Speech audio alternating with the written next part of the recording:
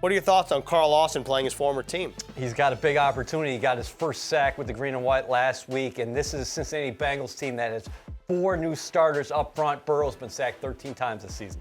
The AFC North tour continues for the New York Jets, welcoming in the Cincinnati Bengals to MetLife Stadium in Week 3 in the green and white. EA has an opportunity to go above 500. Yeah, in fact, if they win this game, they'll have a winning record after 3 weeks for the first time since 2015. They're coming off that improbable comeback victory last week over the Cleveland Browns. Conversely, you're talking about a Cincinnati Bengals team that advanced to the Super Bowl last year. The defending AFC champs, though, they're 0-2. The first team in the Super Bowl era who's lost their first 2 games of the season as time has expired. So you're talking about a Jets team that is feeling good being 1-1. Conversely, they're treating the Bengals as a team that easily could be 2-0. But you're looking for good omens here, Jets fans. The Jets have won 10 of their past 11 home games against the Bengals. And of course, one of those games last year against Cincinnati at MetLife Stadium, final score 34-31, an awesome game to be at.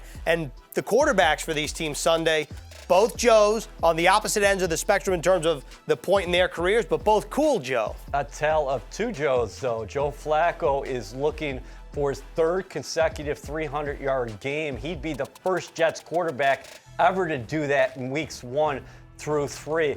What's really impressed me has been the ball security. 100 pass attempts, 5 touchdown passes, just 1 interception. Last week against the Browns, he had 3 touchdown drives in 2-minute situations. Conversely, Joe Burrow, he's a very talented player. We know that, but he's been under siege here early in the season, been sacked 13 times.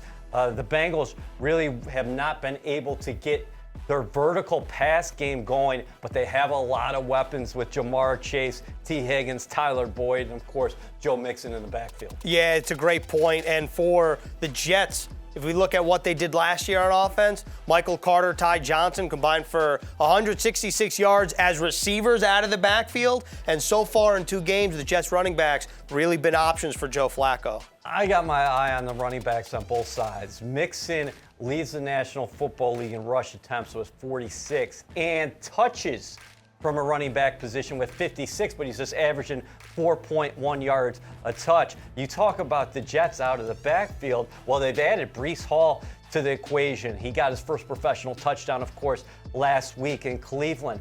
They are tied for first in the National Football League with 20 catches and then 4th in receiving yards. So these guys, Joe Flacco is finding them as outlets. Another thing to keep in mind as we look ahead to this game, watch out for the play of the Jets special teams. They were excellent last week in Cleveland. If this game is close in the 4th quarter, perhaps that's what gets them to the finish line. And that goes beyond the fake punt and the onside kick. Braxton Berrios leads the NFL in punt return yardage in terms of an average 15.3 yards per return. The Jets and the Bengals set to square off for the 2nd year in a row at MetLife Stadium on Sunday at 1 o'clock, and we'll see you there.